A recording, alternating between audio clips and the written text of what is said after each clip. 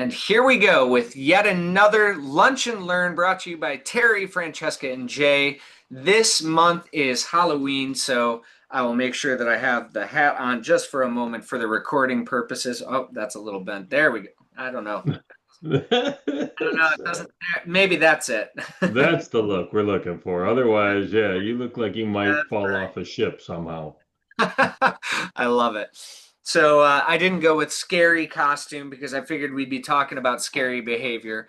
And let's dig right in. So, Mm.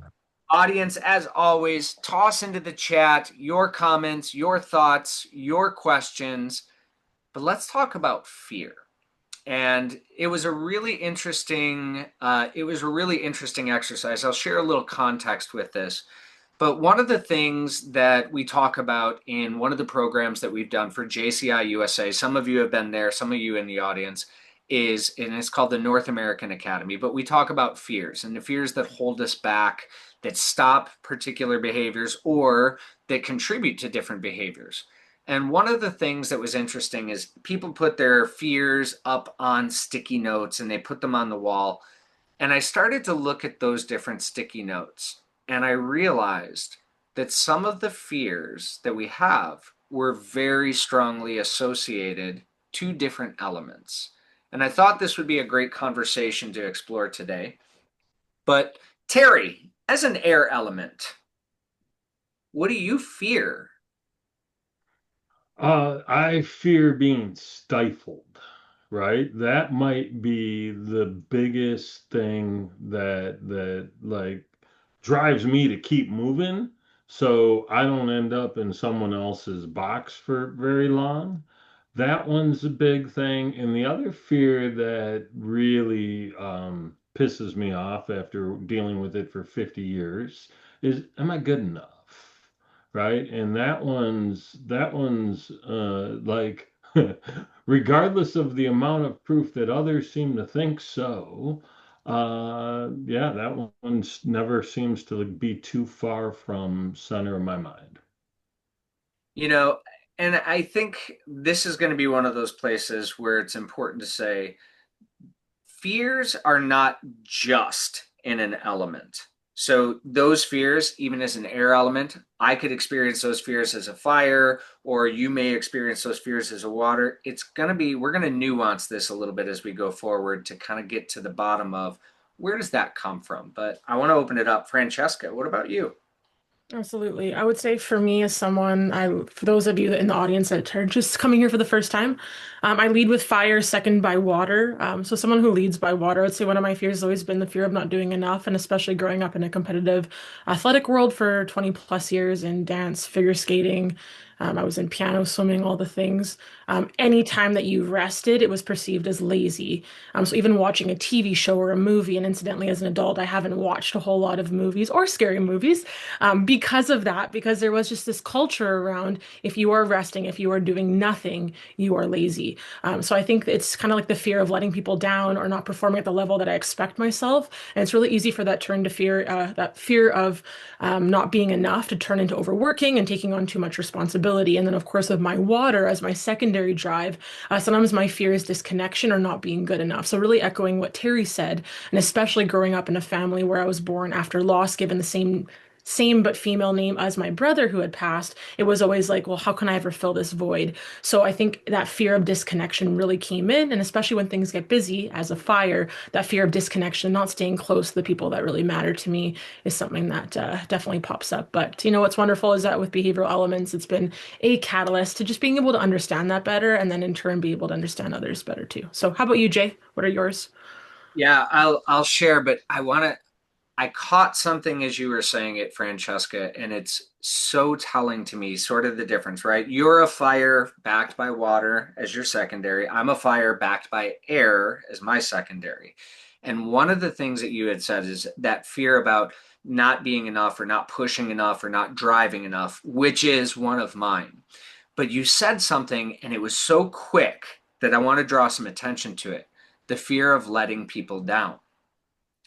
I don't have that. That's not something that enters into my space. And I would look at that and say, okay, there's a distinguishing characteristic between the fire and air, which I'm more aligned with what Terry said, being stifled, stuck, that like the idea of getting stuck or doing something repetitively over and over and over again until I die. Yeah, exactly. Terry, like that's terrifying. I'll tell you my factory, my first job, I got fired from it within 2 days. And some of you might have heard this story, but literally, I thought that was such an interesting nuance where you brought that in, Francesca, and you didn't spend a lot of time on the fear of letting people down. But can you talk a little bit more about that? Because I think that that is a universal. Like none of us want to let our friends down, our team down, our family down. Can you talk a little bit more about how that shows up for you? Absolutely. And I'll maybe tie this to behavioral elements, then I'll say more of the personal story after. But if I were to tie it directly linked to behavioral elements, it's definitely helped me to understand that if my fears are speaking from those drives, it's not necessarily failure when those things are not coming to the surface. But when I learned that those reactions are just simply, we can look at them as data, as information, and not as my identity. It's like, okay, the situation is creating the conditions for me to feel X, Y, and Z. I now have the tools to be able to say, okay, here's how I can model after a certain behavior to counteract that. And there's so many different, I was asked a question the other day of like, if you had to describe, X, Y, and Z flaws, what would they be? And I'm like, well, it depends on who you asked. But, there's certain things that used to be little behaviors that were just so innate in me that were so hard to shift and model because of whatever conditions from a kid or whatever. But as we're able to see them more clearly, it's like once you know better, you do better. So I think for me, Jay, because you were wondering, can you restate that one more time? Because I want to make sure I am circling back to the main point you're trying to get at. Yeah, that sort of element of feeling like I'm letting somebody down or Okay. feeling like that I'm not enough for someone else. That was really where I was going with on that. Perfect. Okay. So I would say linking that away from BE and the tools and more so from like my personal experience. When you are growing up in an environment where you are born after a significant loss, given their name, and I know that this was never the intention. My parents are incredible humans, but there's definitely an aspect where I just started to recognize that if I am not doing my job to make the people around me happy, to take away that joy, to take away that pain and suffering and bring them that joy that I know they so desperately wanted, I thought, well, what happens? Do they get rid of me? What's the crux of it all if I'm not living up to this person? And my brother was loved by many, died very young at 16. I thought, how am I ever going to fill these shoes?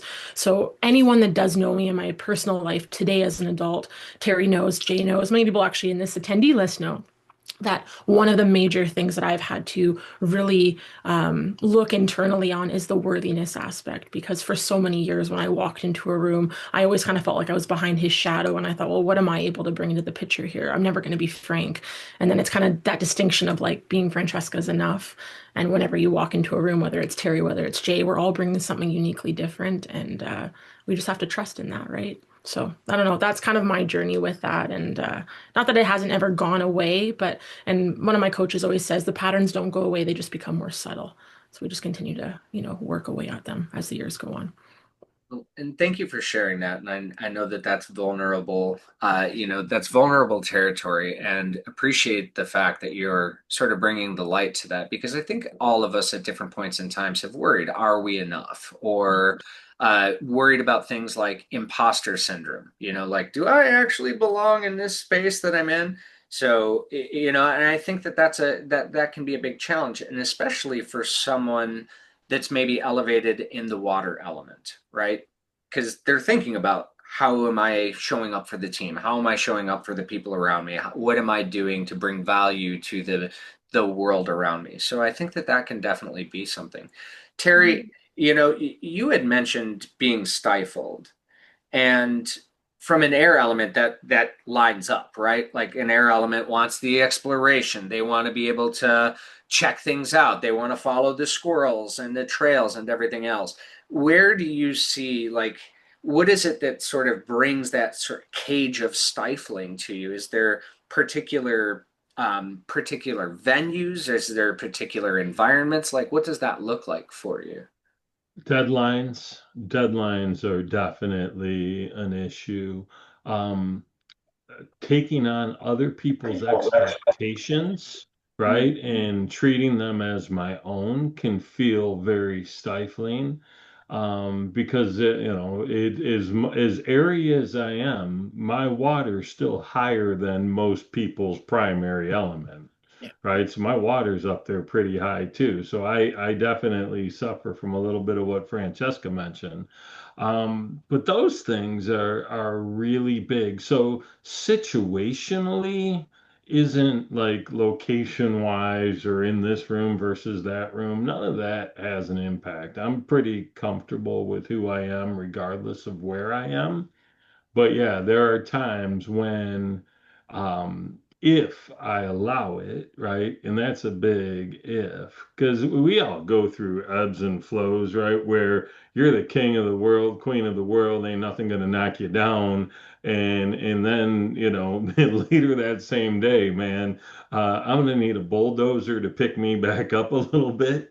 So it's an interesting ride. I don't know that I cycle that hard, but I certainly work with enough people who do to recognize that it is real. Okay. Uh, Go ahead, But you Francesca. guys go any further, and Terry, thank you for saying something so powerful. Another mic drop moment.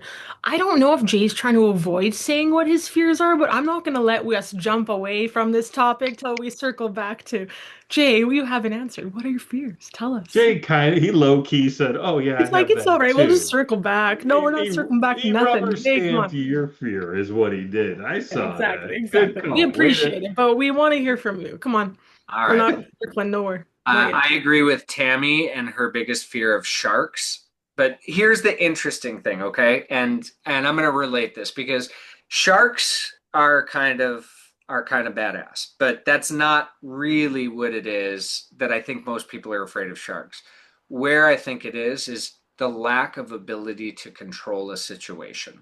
And that is one of my biggest fears. So when you're in the ocean, you are playing in somebody else's environment, in somebody else's territory, and that big great white jaws has domination over that space, and there's not much you can do other than poke and jab and yell, right? So this is one of the interesting things about fears is that oftentimes they are related to evolutionary survival, whether that's social and or physiological death. We'll get into that a little bit here. But my fear, one of my big fears is in a space where I don't feel like I have control. And and I don't mean like control of everybody else, control of my own autonomy, my own independence, my own being in a space. And I'll relate this back to what Terry had said earlier. I got fired from my very first, adult job within 2 days. And if I didn't get fired, I would have left. I'm pretty stubborn, though. I might have stuck it out just to see what would have happened. It was in a factory. So imagine Jay Johnson. Now, I like moving things and picking heavy things up, but this factory, I was put at a conveyor belt and a high-low was dropped next to me here. It dropped a box here of pom-poms, like the little plastic kids pom-poms, and another box on this side of me that had a cardboard sleeve. My job was to grab the pom pom, grab a sleeve, slide them together, and set it on the conveyor belt again and again and again and again. And after, I don't know, 6 minutes, I was probably bored out of my, it probably was 6 minutes. I don't know how long it was, but I was bored out of my mind. So I started creating little games for myself. And I'm going to relate this to that control aspect, but I'm going to also relate it to the monotony aspect. So I started playing games with myself. Well, I sing, how many of these can I put together in a minute? Well, then when I did that, I didn't really understand how production systems work or anything else. The foreman comes over and yells at me and says, "What are you doing?" I was like, "I don't know. I was being productive. I was trying to see how many of these I could do in a minute. And I was keeping myself entertained." "Well, don't do that. Just do it normal." I was like, "Well, what's normal?" Six to 10 every minute. Okay. So then this is where my reaction and rejection to being told what to do comes into place. I counted 54 seconds. 1, 2, 3. And in the last 6 seconds, 1, 2, 3, 4, 5, 6, 7, 8, 9, and set them on the conveyor belt. And I took another 50-second break and then did it again. And of course, that does not help the person at the other end of the line who's trying to box that now has 10 of these things to deal with rather than the spread out version. So I get yelled at again. And I decided at that point in time I was bored, so I started getting everybody to play a game where does one, I do one, Francesca does one, and playing a memory game. I get yelled at again. So I only start talking to people in haikus, 5 syllables, 7 syllables, 5 syllables. And if you're laughing at this is where like this job was my own personal hell. That was not where I belonged. I ended up getting fired 2 days later, thankfully, and I did not look back. But I wasn't allowed to be me. I wasn't allowed to have autonomy or to create the conditions for my own enjoyment or create the conditions for my own experience, my own learning, my own connection. It was being told every aspect of the way of what I was allowed and what I was not allowed to do. That definitely violated my air, and it violated my sensibilities as a fighter of, what do you mean I can't do 100 of these in a minute? I'm going to get that done. So that's really where my fears come from, I would say. Yeah, go ahead, Francesca. I'm curious though, just to circle back to yours, Jay. So you said that one of your fears is like control to some degree, but we're all about behavior here, so I'm going to challenge that to some degree. Isn't control always perceivable? Like we never truly have control. We don't have control over what happens tomorrow, like anything, right? So, I mean, is there also maybe something to be said about for any of the people in the audience, and maybe you'll relate to this yourself, that like I used to have fear of control over many years ago, and I've kind of gotten to the point where I'm like, I have zero control over what happens tomorrow, what the trajectory of X, Y, and Z is. All I can do is be present in the moment and do the best to give my best intention to the things that I'm doing. And I know that over time, those micro intentions will build on something, but what direction that goes, I can't have control over that or controlled perception of the people around me. Like I can't control that. I can only show up as me, and how they choose to perceive or judge me is on them. But I'm curious for you or the people in the audience that do have the fear of control, whether it is a perception or whether maybe it's career, personal life, relation, whatever that may be. What would you say would be your advice to them? Because I almost feel like it's something that the more that we're able to like relinquish that, I think we end up being able to live a lot more freer, because then we're able to just move and breathe in the world in such a way that we're just uniquely ourselves, and whatever people seem to think, it's out of that control. What are your thoughts? Yeah, I'd like to hear Terry's thoughts on that question too, because I think it's a good one. And I'm actually going to lean into one of the comments that just hit the chat from Taylor. We can only control our behaviors and actions we perform. And that's really the control that I'm looking at is environmentally, you're absolutely right. We can't control what's happening in the economy. We can't control what's happening necessarily at that sort of global scale, but I can control how I'm showing up or how I'm reacting. I can control my sets of behaviors.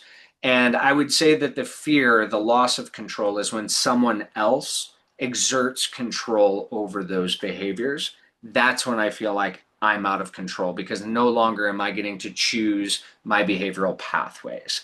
So that's the nuance, but I think it's an incredible question, because you're right. Tomorrow's not guaranteed. I can't guarantee, whatever it is. But the moment that it's like, hey, I don't have control over whether I'm going to have chicken or steak for dinner tonight, that starts to frustrate me. Or if it's, like, this is why I'm sure that prison doesn't do well for people. You don't get to pick the menu or anything like that. But, when we think about something where I lose my autonomy or my independence or my ability to make my own choices, that is something that's a high fear for me. Mhm. Audience, what about you? Where do your fears show up? Terry, I'd like to hear you take on that question too. So when Jennifer typed in, we can only control the controllables, she beat me to that exact phraseology by about 8 seconds. Good So job, Jen. love that line. Totally agree. And one of the things that I've worked hard on controlling, and you said we can only control our reactions.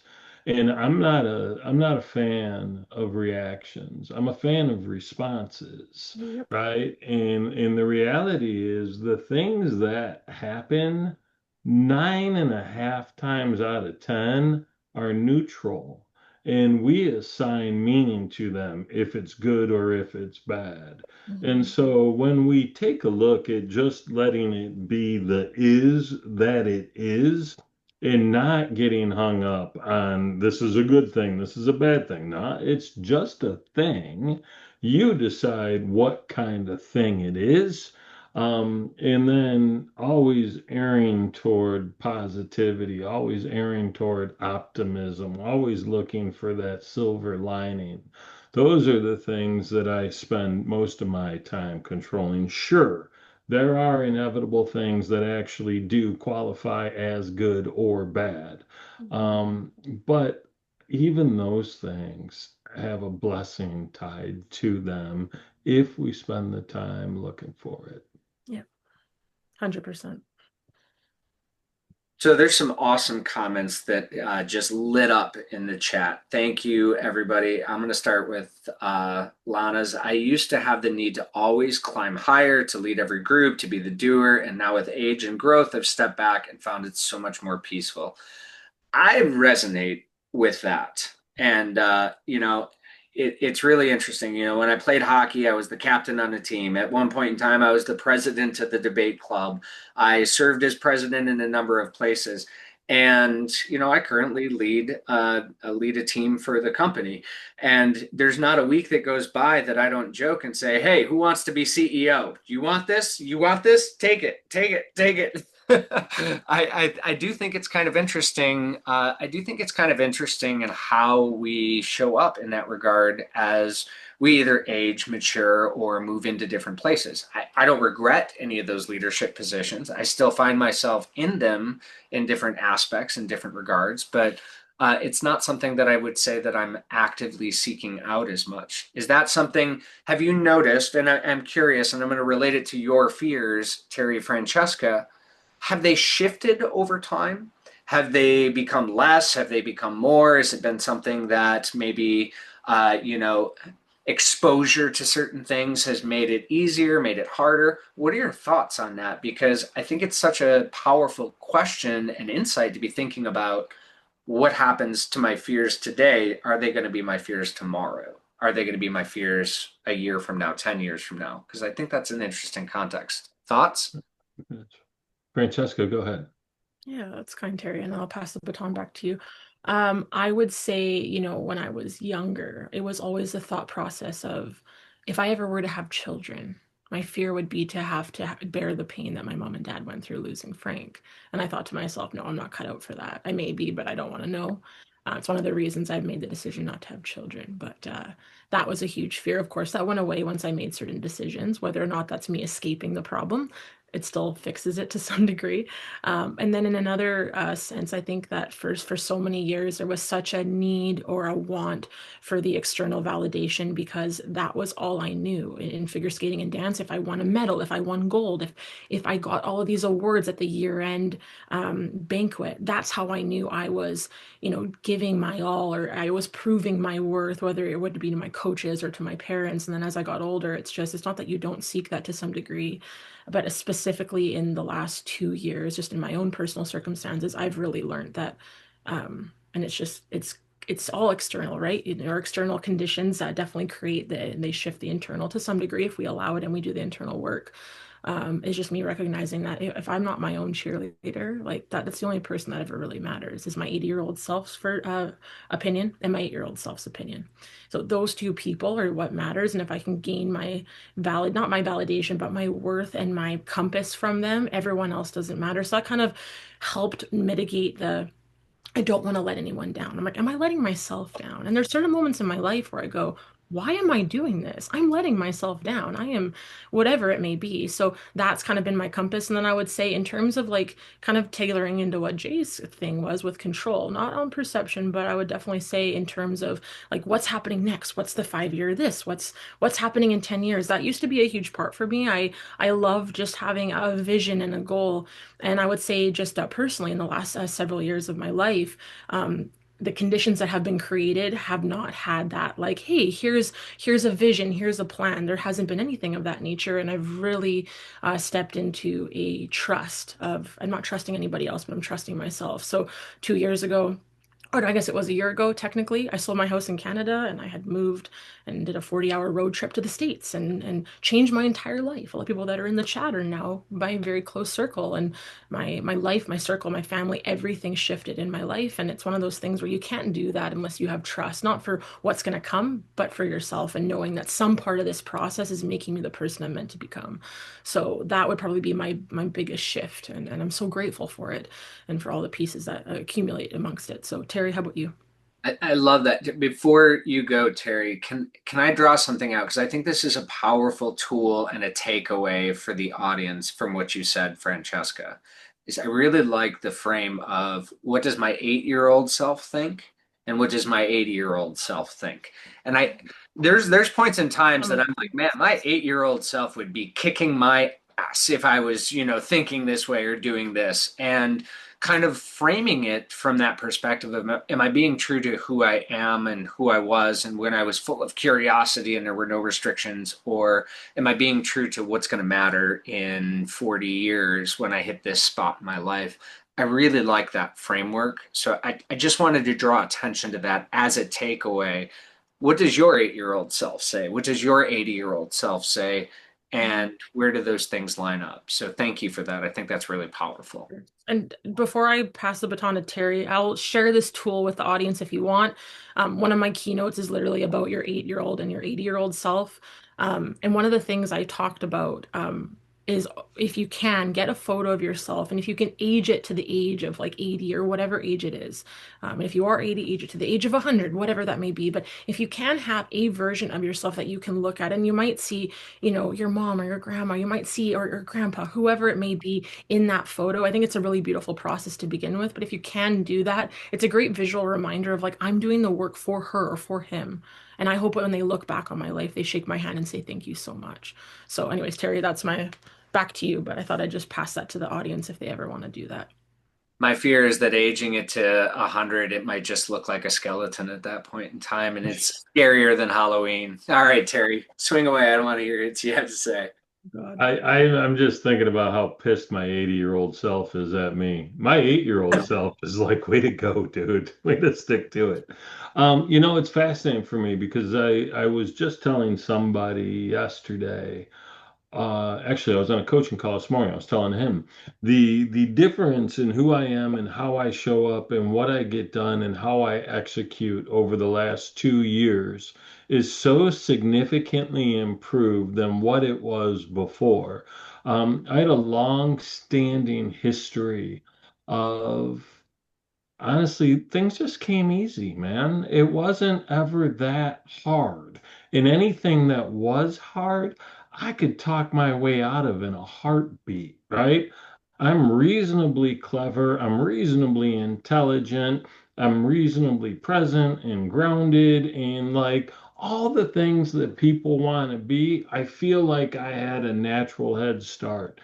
At 25 years old, I figured out what the real true meaning of life was and flipped. I didn't go chase after all the shiny objects or the promotions or try and climb up the corporate ladder. I tried to find peace in the present and help others do the same. And so I feel like I never put 110% into anything.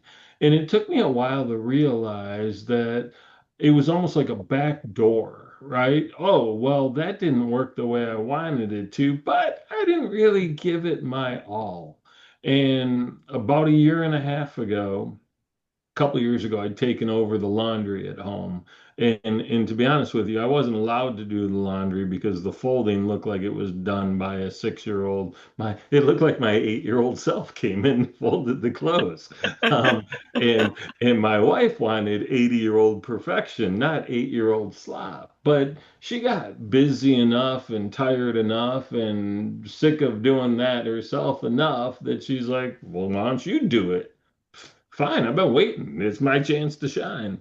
And about 6 months into it, I remember calling her into the laundry room and saying, "Hey, do me a favor." She said, "What?" I said, "Show me how you fold a towel." She said, "Why? What difference does that make?" I said, "Because I'm on a mission to fold these towels so well that you're not sure if you folded them or I folded them. That's my goal." And it was in that moment that I moved from doing things good enough, which has been a long-standing joke around this house, because there are times when good enough is truly good enough, and to wrestle with perfection is such a foreign concept to me. But it was in that moment that I moved from good enough to better than good. And in that trajectory has served me well. Hmm. Such an interesting way that we develop and shift on some of those things. So thank you for that, both of you. There's a couple of comments in the chat, and there's a few different themes that I'm kind of pulling out, and I definitely want to dig into those themes a little bit. But Judy's comment, I think that the level of our fears is dependent upon our degree of passion for the situation that we're in. I would tend to agree, right? Like the meaning is what creates the condition for the impact of the fear. So if it's a high risk or a high value situation, well, I even think about like the stress or anxiety of if I'm giving a presentation to Revna, the risk is pretty low. If I'm giving a presentation like yesterday to IHG, okay, the risk is kind of high. It's got this meaning, this impact, this value chain behind it that all of a sudden it kind of elevates or escalates anxiety or potential fear. So I love that you bring that up, Judy, because I think it is important that we think about, well, the more afraid I am of something, maybe it's the more meaning that that something has for me. And I think that there's some insight into that. Mhm. I see a lot of failure as a fear strewn into different comments, whether it's Julie's comment on earth and fire and being able to like maintain control, not get lost, or seeing have a huge fear of not being able to help support my family, a failure to support from Caitlin. Angela fears that life will get too busy and then fail to support or for my adult children. Failure. Let's talk about that because I think failure shows up as a big fear. And this can be some of that sort of like differential, right? Like if I'm a rock climber, failure means one thing. If I'm a speaker, failure means something different. And whether I'm a family member or anything else, let's dig in on this. Francesca, I saw you lean into that. Go for it. No, a thought just occurred to me. I mean, I know there's controversy between the numbers here because some sites state it was the 1,001st experiment. Some sites say the 10,001st, but regardless, I'll go with 1,001st just for data's sake. But like with Thomas Edison, he did 1,000 failed experiments. So 10,000. failed It was math. 10,000. You were spot on. It was 10. Okay, perfect. I know there's controversy, and one of my favorite motivational speakers always says it was 1,001st, so it was in my head. But nonetheless, so say you did 10,000 failed experiments. Thomas Edison did that, and on the 10,001st is when he just like the light bulb was created. And I think to myself, like, that's such a beautiful and poignant example of how many times we think, oh gosh, I failed at that 3 times. Who cares? It's giving us data.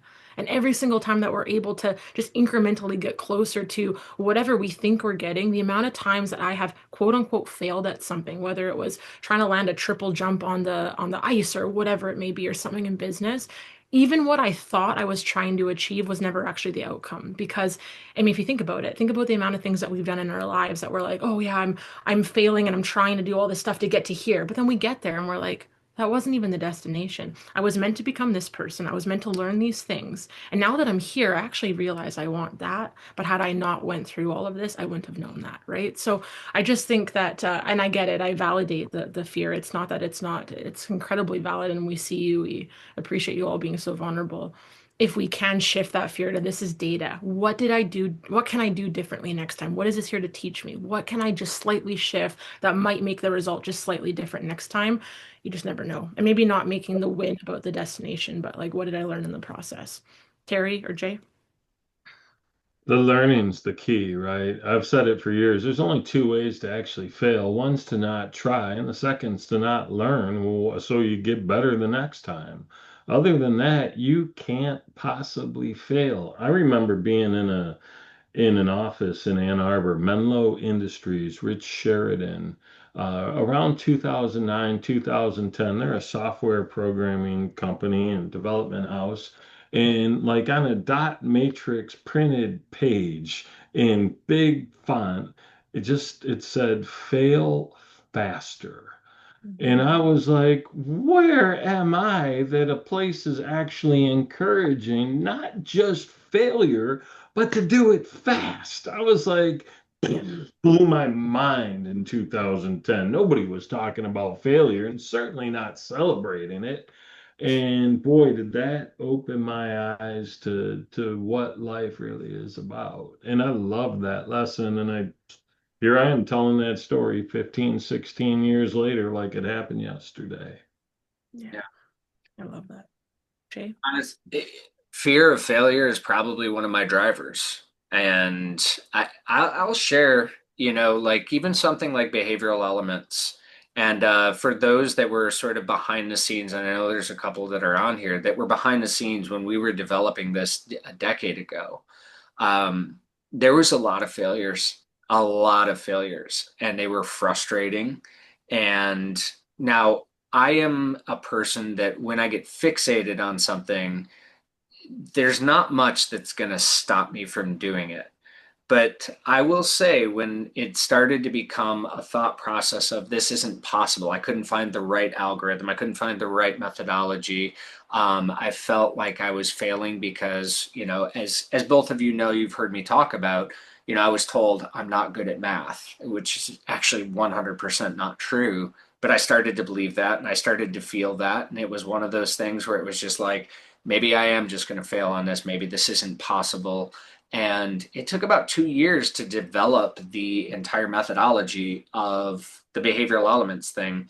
And I'll be honest, if I didn't have support during that time, if I didn't have people pushing and saying you can do it, or some people telling me that you can't do it, because that is also highly motivating for me, I don't know that I would have got there, because getting kicked in the teeth over and over and over again sucks, and feeling like I wasn't living up to what I thought I could do. And it wasn't even necessarily like nobody was looking at me and being like, wow, you're a failure. It was me internally in here going, wow, you're a failure. Why are you even trying? Why do you keep doing this? You can't find it. So I would say, and I don't know that 10,001 ways to not build the behavioral elements assessment is true, but there was definitely a lot of iterations and testing before we finally got to where we're at. When I think about failure, I think about the two different aspects of sort of the genesis of our fears, and sharing this with everybody. Maybe this will give you some insight.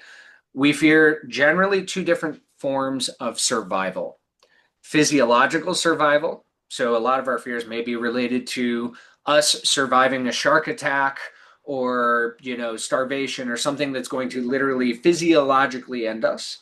And the other side of the fear is social death. And some of you have heard us talk about this a little bit here and there. Social death actually utilizes the same functional neuronal pathways. If you were to show me the sign of the shark and speaking in public, guess what? It's the same parts of the brain that light up for that fear or that anxiety. Because social death, from an evolutionary perspective, well, if I did something that got me isolated from my tribe, my group, my people, well, that ultimately was social death, led to the physiological death. So social death is just as powerful as the physiological.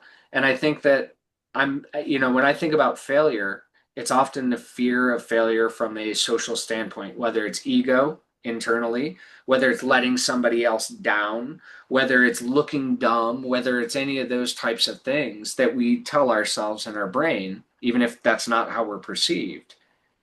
I think that that's a big basis for many of our fears. Thoughts on that?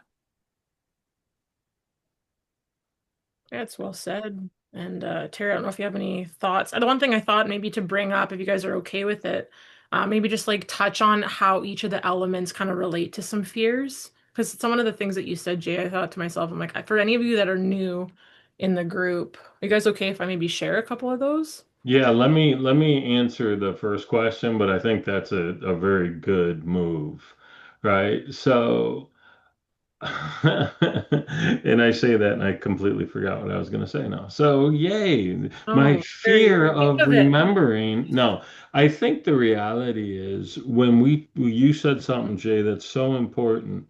If we are ego centered, we run into that fear of social death and that concern of what other people think.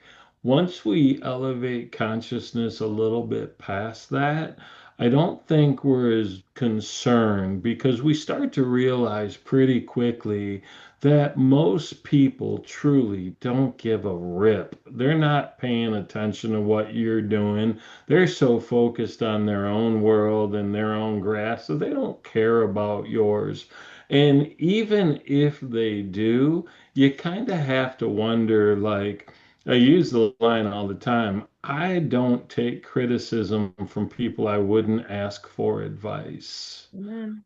And so all of a sudden, like the my favorite meme that I see on Facebook every now and again is your opinion of me is none of my business. If you want to like me, super cool. I'm in. That's great. If you don't want to like me, I'm super okay with that too, because quite frankly, I'm not doing a great enough job with all these other people already. So I really don't have time or energy to support you too. So we're cool. Yeah. That's And I love that. And in part, it's because I think that the part for me is less about other people. It's more about my internal locus of I should be blank. And mhm. that's something that I've had to battle. And I think that one of the tactics, and I'll share this because I did see it from Angela and a couple of others that might be experiencing sort of that internal drive. I believe one of the things that was really helpful for me was when we start getting into that space of thinking about like the failure was reframing how I was perceiving success and failure. And even last night I was watching something and how quickly we can I had a glass of wine with dinner and how quickly we can start to go, huh, I was watching a news outlet of all of the things that are happening elsewhere in the world and thinking how lucky I was to have dinner, to have wine. And when we start shifting to something I hear Francesca talk about quite frequently is gratitude or thinking about, hey, maybe this isn't where I want to be, but look at all of these other things that I have accomplished. Look at these opportunities that I have created. Look at the impact I have done here, wherever else. And just balancing the sort of, the balance of, okay, I've not done this, but I have done this. And I'm on my way to getting to where I want to be. It's just I'm in a particular part of that journey. That journey's not done yet. I can still do this. I just need to kind of balance that thought process out. Does that make sense? Mhm. And I want to circle back to something that Terry said in terms of like perception or like external perception. And I couldn't agree more, Terry. Like even when you look at like the statistics of someone being on a Zoom call and people are like, oh, I don't want to look stupid, but nobody's probably looking even at the bubble of what your photo is. They're all looking at, do they look stupid or whatever? Not that they would ever, but to use your words, Jay. And it's one of those things. I even had a friend the other day. It was regarding some kind of date of some sort. They're like, you can't say that date. We have to say this one. And I was like, why would it matter? And that friend of mine, she was like, well, I wouldn't want them to think X, Y, and Z. I'm like, I can guarantee you they're not thinking anything about you and they do not care. So I'm going to live my authentic life. I'm going to speak my truth. I'm going to be honest because this is what aligns with my core value. And whatever you want to do, you can do. But it's just so funny how we get so caught up in, well, what is so and so thinking? And I don't know if it matters because they're so caught up in like them being their best versions of themselves. And I do think that if you think of the people that are so scared to, whether it's, finally make that business post, finally launch, finally make their podcast, their greatest fear is, oh, I don't want someone to think that what I'm doing is invaluable. But even if one person does think it's valuable, who cares about the rest? And they're not your people, they're not your audience. And what great data is that for us to then move forward from, right? And I want to commend, I think it's Taylor in the chat. She actually just recently launched a podcast. I love that. And one of the fears originally was like, hey, what if this? But, that was the thing that, if all of us can get over, oh my gosh, what's on the other side is so incredibly beautiful. So, yeah, I just wanted to echo that, Terry. It's a great point. Love that. All right, take us into how these tie into the elements as you had started to do before I not so rudely interrupted you. Oh, I love it. Interrupt me anytime. No, I mean, I know that we sometimes tap into this, so feel free to agree or disagree, any of you in the chat, or Terry and Jay. Oh, and also Stuart just put embarrassment is unexplored emotion. Yeah, that is definitely one that I think that ties into that what Jay was saying with the social death. So thank you for that, Stuart. Really well done. I would say like with fire, drive to acquire, like if I were to think about maybe some of the things that I can identify or some of the high fires I know, fear of losing credibility, maybe competence, recognition, and when afraid, I do think that most fires kind of might become a bit defensive or push back harder to prove worth. So what helps or what can help if you're a fire in the audience or you know a fire is just reframing failure as feedback and just really getting to recognize that slowing down doesn't mean that you're losing momentum. And if you're a high water in the chat, or someone or maybe live with someone that's high water, recognizing that they're going to fear rejection, disconnection, conflict. They're not going to be super innate with that conflict aspect. So when afraid, waters might avoid hard conversations and overextend to keep peace. I have been there multiple times. So what helps is remembering that honesty can really deepen connection, not destroy it, and just being able to have those honest conversations, even if they might be hard. For someone like a air, and thanks, Taylor, I love that, and very, very proud of you. For air, so high drive to learn if you are that in the chat, or for Terry that leads with his air, they fear being wrong, unprepared, uninformed maybe, and just like not being able to have the freedom and the space to do and be whatever they want. That autonomy and that freedom is really important to them. So what helps is definitely accepting that progress often becomes more, helps with becoming, having more certainty. And then I would say for earth, the drive to defend, if any of you, I don't know if we have any earths in the chat. Oh, we do. Julie, I know is, she's got the earth in her. We may have a couple others. But fears instability, change, or lack of clarity. So when afraid, Earth might resist new ideas or become overly cautious. But what really helps is just building that structure and communication earlier on in the process and remembering that change doesn't always equal chaos. Change can actually be something really wonderful. So those are some of my maybe perceptions on that. Terry and Jay obviously feel to agree or disagree or add some in. Jay just dropped the link in the chat too. Yeah, I dropped the link in there. So if you haven't taken the assessment, you want to take it, check it out. You can go there, take it for free, and it'll tell you what your primary element is. I know we usually do that, so kind of didn't do that earlier. But if you do want to take it and you haven't, by all means.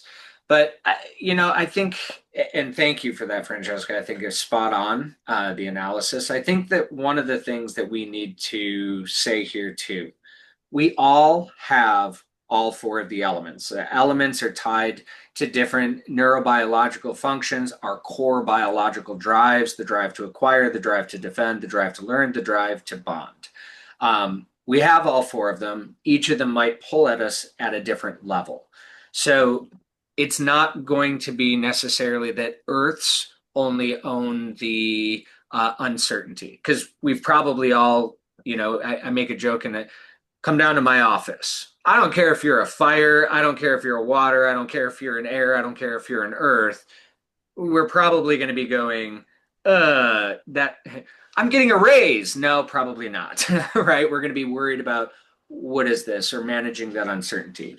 So wherever you're at on the element cycle, remember you have all of these, and any fear that you have, while we call fears irrational sometimes, fear is actually a really powerful, necessary motivator and tool. When we're afraid of something, we can have one response pattern, which is avoidance. But fear can also be a big driver or a big motivating factor. I'm afraid of this, and I'm afraid to give a presentation, and that motivates me to practice a lot more. I'm afraid to go swimming in the ocean. That motivates me to, get swimming lessons and to take preventative actions against sharks that could be coming in, whatever that is. Fear can be a motivator. And I think that's one of the big lessons that I would like to leave people here with today is, fear can be debilitating, but we can also shift that pattern to think about what is this fear driving me to do? What is it trying to tell me not to do? And is that really serving me? Is there a way that I can maybe shift and think about, hey, I'm afraid of this because it's meaningful, like Judy said earlier, because it's impactful, because it's necessary. But is there a way that I can use this fear to motivate me to be better, to improve, to open myself up to vulnerable situations? What is it that's really going to drive those patterns of behaviors? And those different fears, they affect all of us in different ways. So that's going to be kind of one of the pieces that I'd love to leave the audience. My question is, Terry, Francesca, what are your thoughts?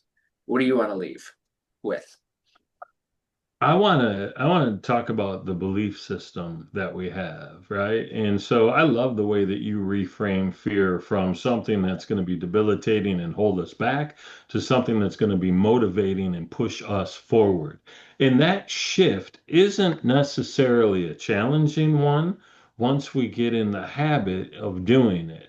But I want to back up even farther and I want to talk about the idea of our belief system.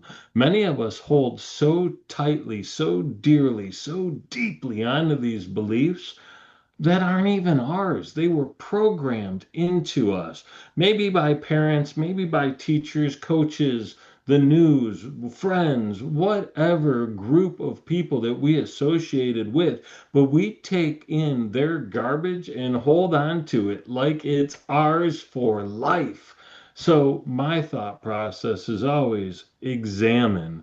Why am I even afraid of this? What started it? What was the catalyst for me to be afraid of speaking or sharks or whether or not I'm good enough? Where did that come from? And how do I go in and reset that thermostat so I'm not holding on to something that's intentionally holding me back just because somebody said a crossword to me 48 years ago and I've carried it around like it was truth?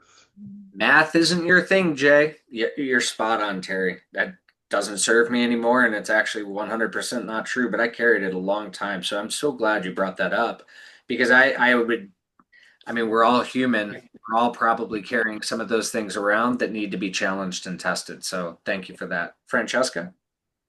And just to, before I say my little thought process here, I want to just attack on something to what Terry said. There's a motivational speaker that I absolutely love, and I will find the link from YouTube and I'll send it off to whoever wants to hear it. But what he talks about so beautifully, and I believe it was Les Brown. He said that when he was younger, I think it was him and his twin. They said, "Oh, because the professor said, can you go up to the board and work this problem out?" And he goes, "I'm so sorry, sir. I can't do that. I'm in special education." He goes, "What do you mean?" He says, "Go to the board and work this out." And they said, "No, that's not Leslie. That's Wesley. He's DT." And he goes, "Well, what is DT, sir?" He goes, "I'm the dumb twin, sir." And he goes, and he looked, and he's the way that he worded it in this motivational speech. He goes, "Someone else's opinion of you now does not have to become your reality." And he goes, "That teacher forever changed my perspective on myself and everything that he did." And of course, he went on to become an incredible motivational speaker. He's done so many incredible things, but I just wanted to echo what Terry said. People, whoever's perception or opinion, it's not our reality, and what we choose to do with it is what matters, right? Whether it's the math comment or whatever. So I just wanted to touch on that. I thought it was beautiful, but I would just say my one tool for all of you today, we talk about it all the time in our coaching, the three of us, is the name it to tame it rule. Once you've named something, it's really, really hard for us not to address it. So if you say, "Hey, I have a fear of this and I'm feeling XYZ because of it," from there, you have the capability to actually tame that behavior and say, "What can I do to kind of shift on this?" So that's a really great tool. If you don't already have it, is the name it to tame it. So name the emotion or the fear, and that way you can tame it. And then my second thought would just be fears will always exist. I just believe that awareness gives us that flashlight if we're going to use the spooky theme of Halloween.